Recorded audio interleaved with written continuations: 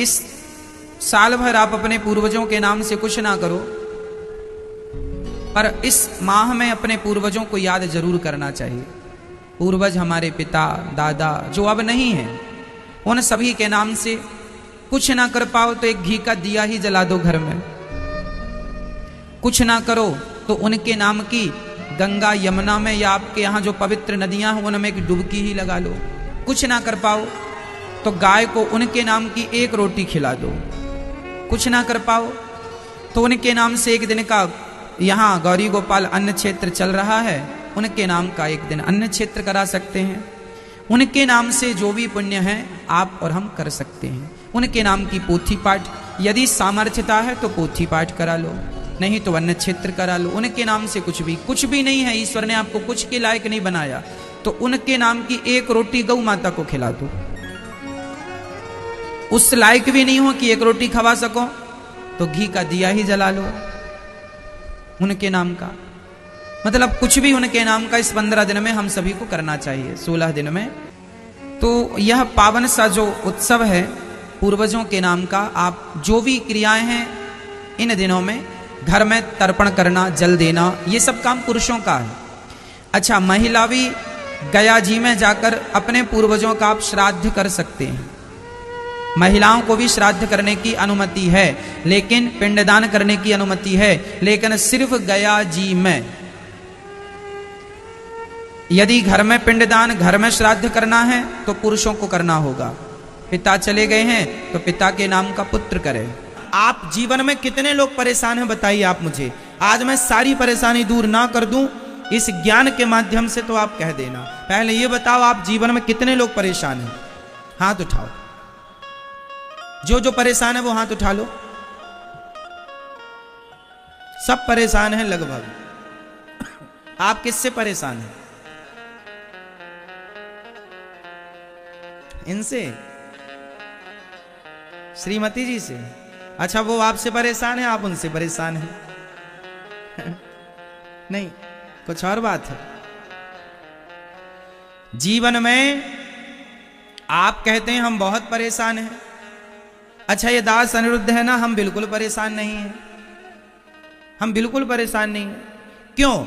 आपकी परेशानी इसलिए है कि आपकी इच्छाएं बहुत ज्यादा हैं। क्या है आपकी? जोर से, आपकी क्या ज्यादा है? इच्छाएं, कामनाएं। आपकी इच्छाएं बहुत हैं। जिसकी जितनी ज्यादा इच्छाएं हैं वह उतना अधिक परेशान है, और जिसकी कम इच्छाएं हैं, छोटे बच्चे ज्यादा परेशान होते हैं कि बड़े बूढ़े? बोलो, बड़े लोग ज्यादा परेशान होते हैं, छोटे बच्चे परेशान नहीं होते ज्यादा। क्यों? क्योंकि छोटे बच्चों की इच्छाएं कम हैं और बड़ों की इच्छाएं।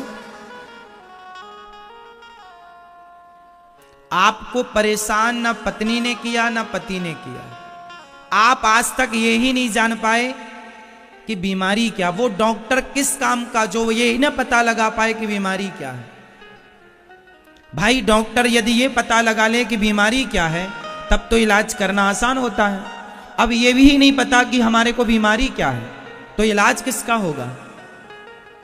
तो पहले आप ये बताओ कि जो आप परेशान हैं तो परेशानी का कारण क्या है। पहले आप स्वयं अपने आप से सवाल करो कि आप जो परेशान हैं वो परेशानी का कारण क्या है। क्या पत्नी परेशानी का कारण है या पति परेशानी का कारण है? पुत्र परेशानी का कारण है या पुत्री? बिजनेस परेशानी का कारण है या व्यापार इत्यादि, दुकान इत्यादि, बहुत कुछ हो सकता है। पड़ोसी परेशानी का कारण है या घर परेशानी का कारण है? क्या परेशानी?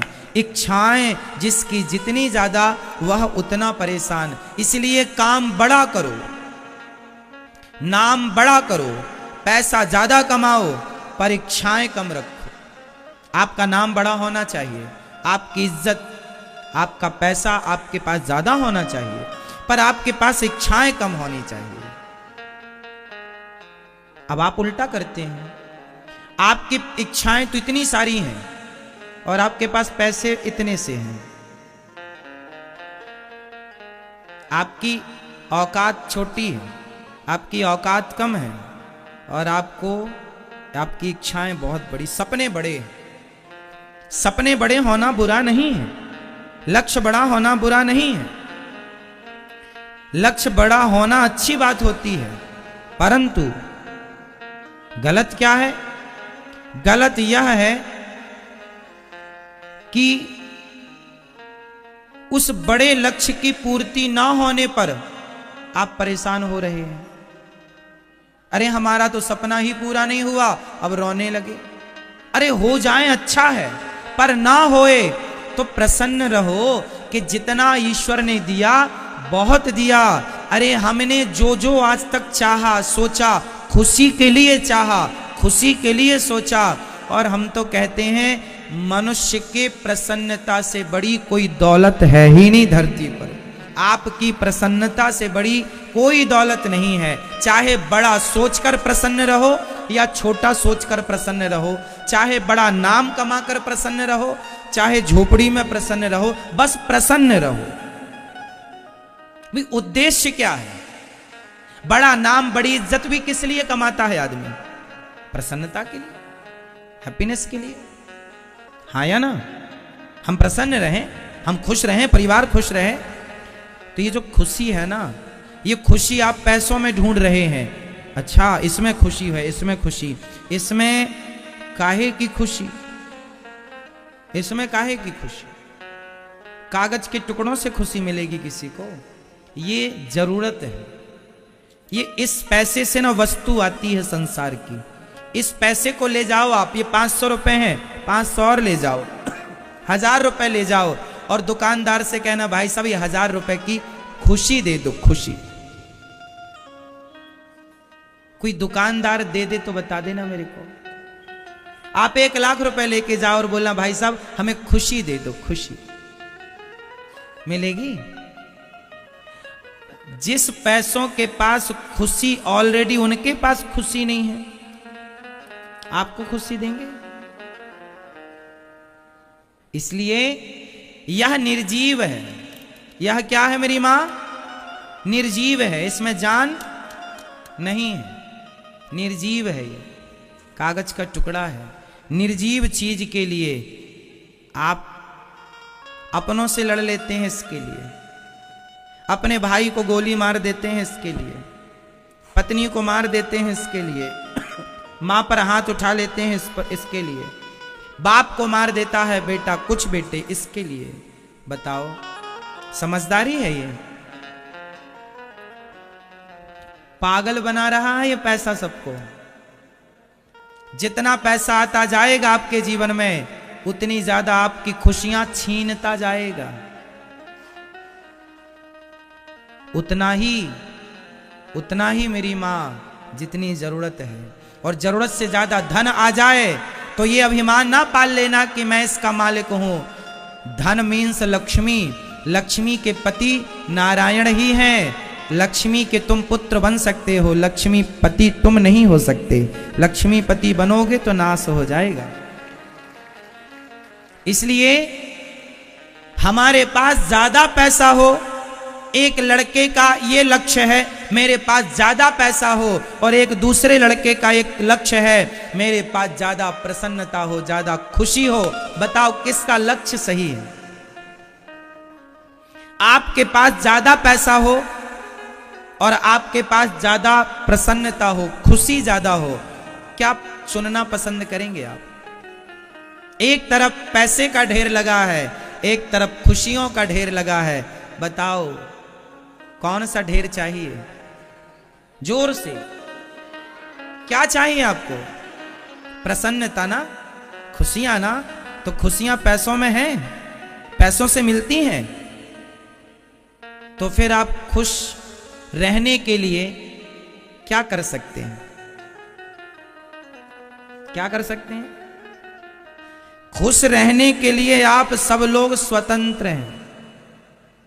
प्रसन्न रहने के लिए आप लोग ऑलरेडी तैयार हैं, स्वतंत्र हैं। जब चाहें, जितना चाहें, पत्नी से बात करके, बच्चों से बात करके, कल की प्लानिंग करके, जो है उसे बहुत मानकर पर्याप्त प्राप्त को, जितना प्राप्त है उसे पर्याप्त मानकर आप प्रसन्न भी तो रह सकते हैं ना।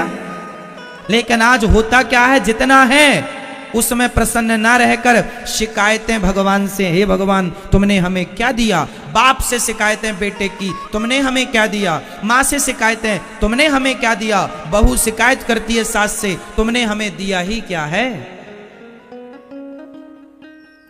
सारी जिंदगी शिकायत है। अरे जो समय शिकायतों में गुजार रहे हो वो समय प्रसन्न रहने में भी तो गुजार सकते थे। शिकायत की जगह धन्यवाद भी तो कर सकते थे उन लोगों का जिन लोगों ने तुम्हें इतना दिया। इतना जो आपके पास है औरों के पास तो इतना भी नहीं है, हाँ या ना। औरों के पास तो इतना भी नहीं है जितना आपके पास ऑलरेडी है। बोलो हाँ या ना। औरों से आपके पास ज्यादा है कि कम। ठंडी का मौसम चल रहा है, कभी मार्केट में निकल जाना, आपको फुटपाथ पर सोते हुए लोग नजर आ जाएंगे। उनसे आप कितने अच्छे हैं कि चार दीवारी के अंदर सोते हैं, गद्दे पर रजाई कंबल ओढ़कर सोते हैं, हाँ या ना। फुटपाथ पर सो रहे हैं लोग, जमीन पर सो रहे हैं लोग। आप अच्छे हैं ना उनसे, शिकायत किस बात की। जो मिला है ना कम नहीं है मेरी मां। और फिर इच्छाओं का तो कभी कोई अंत नहीं है, इसलिए इच्छाओं के मुताबिक जीवन ना जियो, जरूरतें पूरी कर लो और सदा प्रसन्न रहने की कोशिश करो। हर हाल में खुश रहो। जिन घड़ियों में हंस सकते हैं उन घड़ियों में रोएं क्यों। मुकद्दर का लिखा मिटता नहीं आंसू बहाने से, जो होनी है वो होके रहेगी किसी बहाने से। जो होना है वो होएगा। और एक चीज बता दूं आपको आज क्लियर, कि आपके हाथ में सिर्फ रेखाएं हैं, बाकी कुछ नहीं है आपके हाथ में। आपके हाथ में क्या क्या है बताओ। आपके हाथ में क्या है, वो रेखाएं हैं जो आप पढ़ नहीं सकते। ये रेखाएं एक भाषा है, यदि किसी को पढ़ना आए तो यहां सब लिखा है, लेकिन एक ऐसी भाषा लिखी है जो हमको पढ़नी ही नहीं आती। हमें हिंदी तो आती है, इंग्लिश आती है, पर वो ही नहीं आती जो ईश्वर ने लिख के दी है। पढ़ लो, लिखा सब कुछ, ये लिखा है। कल तुम कहां जाओगे, तुम कब मरोगे, तुम्हारे कितने बच्चे होंगे, तुम्हारी जीवन में क्या क्या होगा, सब ये रेखाएं, सब कुछ लिखा हुआ है। विडंबना ये है पढ़ना ही नहीं आता। तुम्हारे हाथ में कुछ नहीं है। और सुनो, आपको पता चल जाएगा कि आप 2080 16 जनवरी को शाम को 4:30 में मर जाएंगे। 2080, टेंशन मत लीजिए, 80 दूर है। 2080 16 जनवरी 4:20 में आप मर जाएंगे। यदि आपको यह बात पता चल गई तो बताओ आप क्या कर लेंगे। आपके हाथ में आपने पढ़ना सीख लिया कि मेरी मृत्यु इस तारीख को होगी, आपको पता हो गया मैं इस तारीख को मरूंगा, तो पता करके भी क्या पालोगे ये बताओ। चलो आपको यदि ये रेखाएं पढ़नी आ भी गई तो पढ़ के भी क्या पालोगे। होना वही है जो होना है, आपके हाथ में कुछ नहीं है। इसलिए आपके हाथ में सिर्फ एक चीज है, बताओ क्या, जोर से। आपके हाथ में क्या है, हाँ, लड़ना।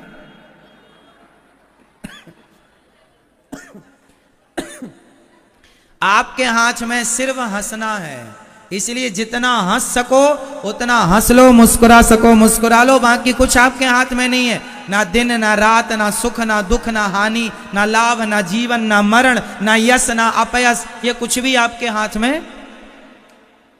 कितना सम्मान पाओगे, कितना अपमान पाओगे, कितना धन पाओगे, कितना नहीं पाओगे, ये कुछ आपके हाथ में। हाँ, कर्म आपके हाथ में, कर्म करता चल फल भगवान देंगे, पर हर कर्म को करता हुआ यदि मुस्कुराता रहे तो क्या बुराई है।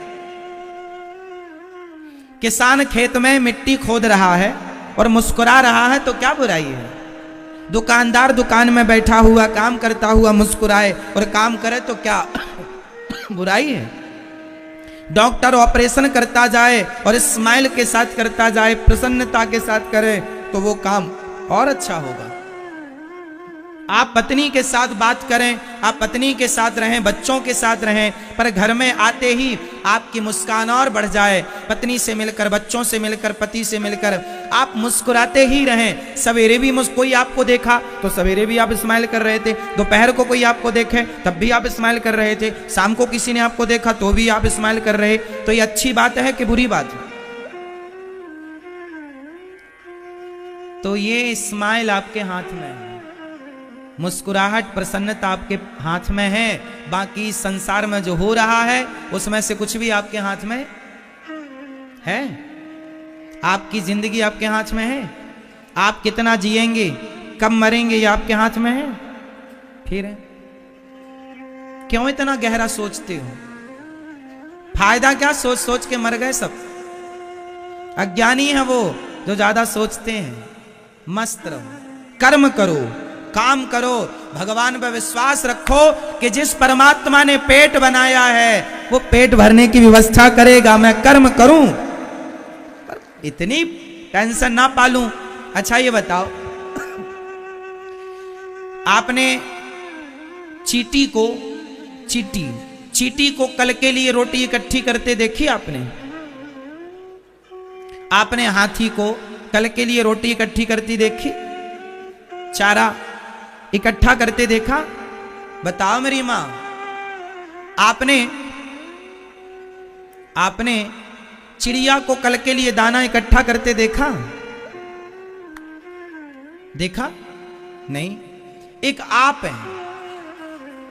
है जो कल के लिए इतनी प्लानिंग करते हैं। कल के लिए क्या, आप तो 4 पीढ़ी के लिए इकट्ठा करने के चक्कर में हैं।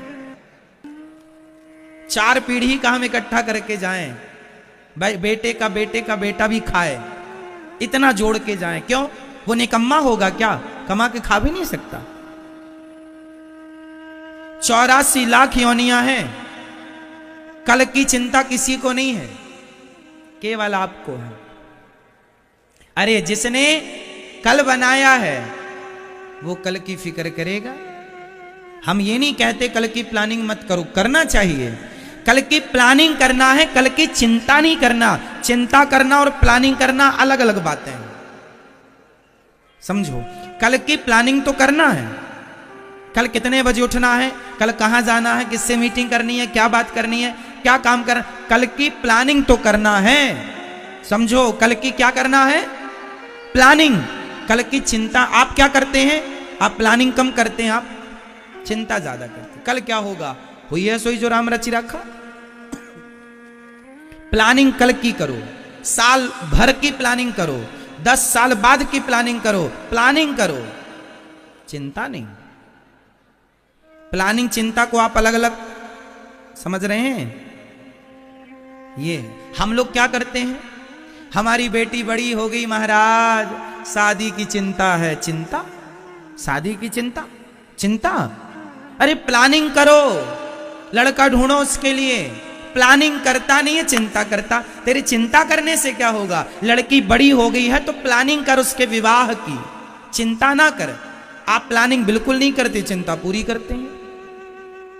इसलिए हमारे देश में जिनकी बेटियां हैं सबके बाल झड़ने शुरू हो गए हैं।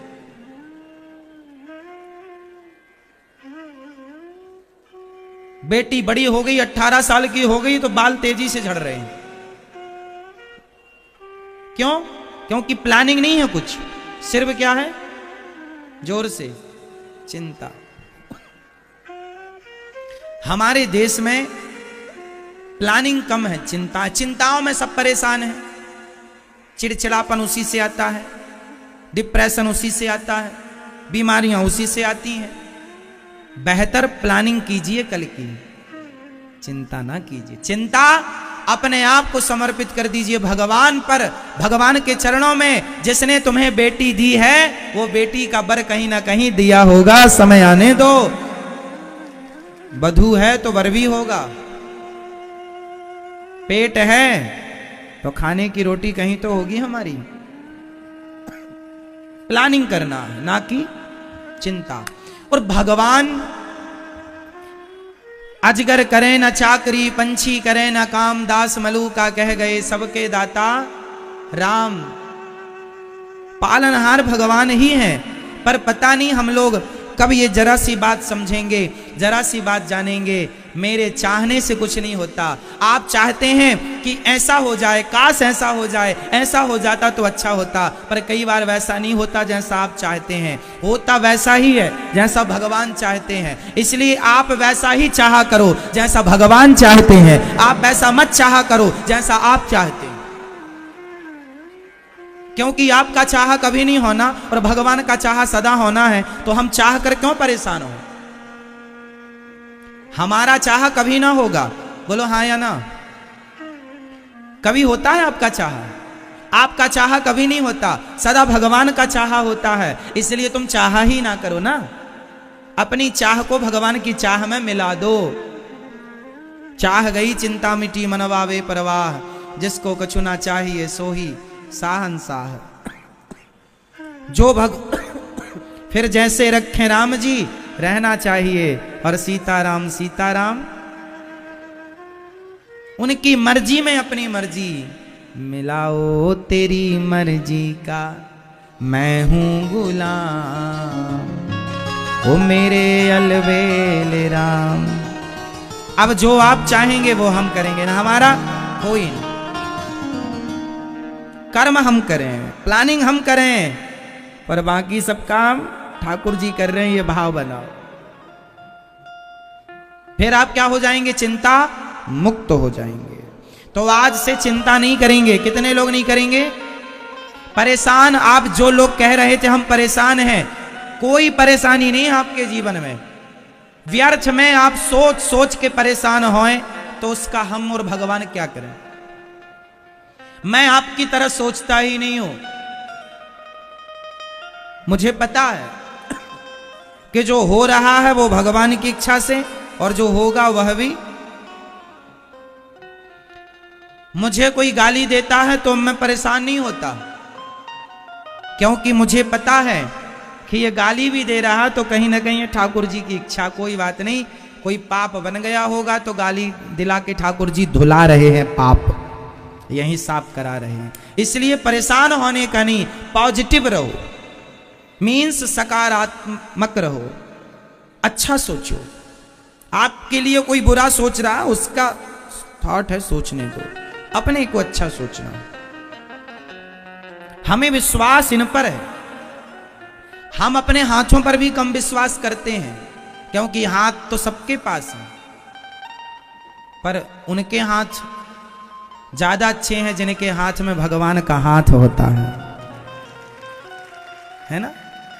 तो हमें अपने हाथों पर विश्वास नहीं है, हमें तो भगवान के हाथों पर विश्वास है ना मेरी मां।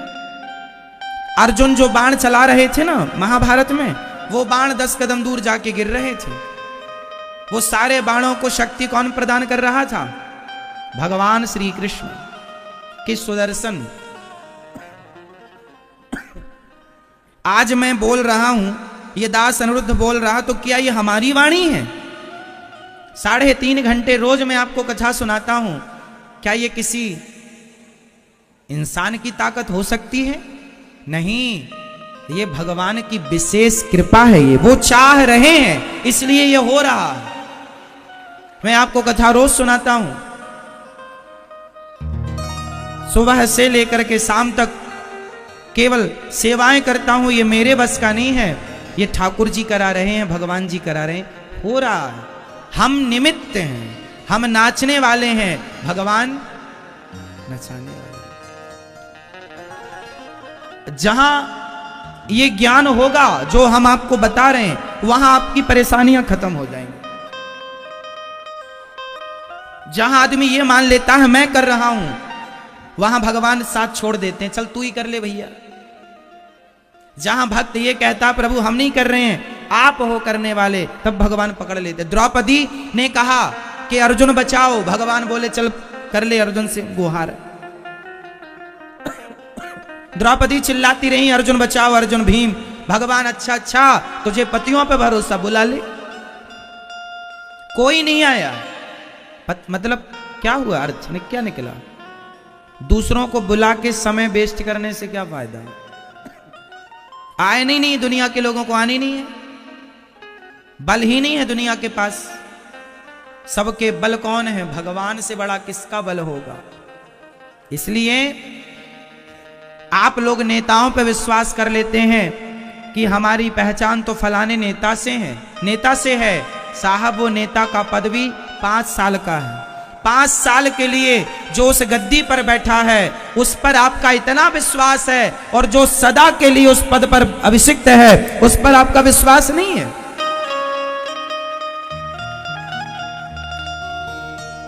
उस भगवान पर विश्वास नहीं है आपको, नेता पर विश्वास है।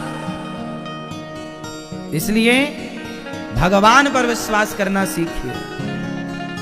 और बेटी का विवाह और बेटे का विवाह, इसकी चिंता नहीं, इसकी प्लानिंग करना सीखिए। बिजनेस खड़ा होगा, बिजनेस सफल होगा, इसकी प्लानिंग कीजिए, चिंता ना कीजिए। मेरी खेती से अच्छी फसल आएगी, उसकी प्लानिंग कीजिए, चिंता ना कीजिए। मैं स्वस्थ हो जाऊंगा, इसकी प्लानिंग कीजिए, चिंता ना कीजिए। आप अपना घर बनाएंगे, उसकी प्लानिंग कीजिए, चिंता ना कीजिए। चिंता भगवान को सौंप दीजिए। आप जानो और आपका काम जाने। हम अपने आप को समर्पित कर दें भगवान को, तो आज से कितने लोग चिंता करेंगे और कितने लोग प्लानिंग करेंगे? कल की प्लानिंग करिएगा। क्या करेंगे? कल की प्लानिंग करिएगा, इन फ्यूचर की चिंता नहीं। समर्पण कर दीजिएगा भगवान राम के चरणों में।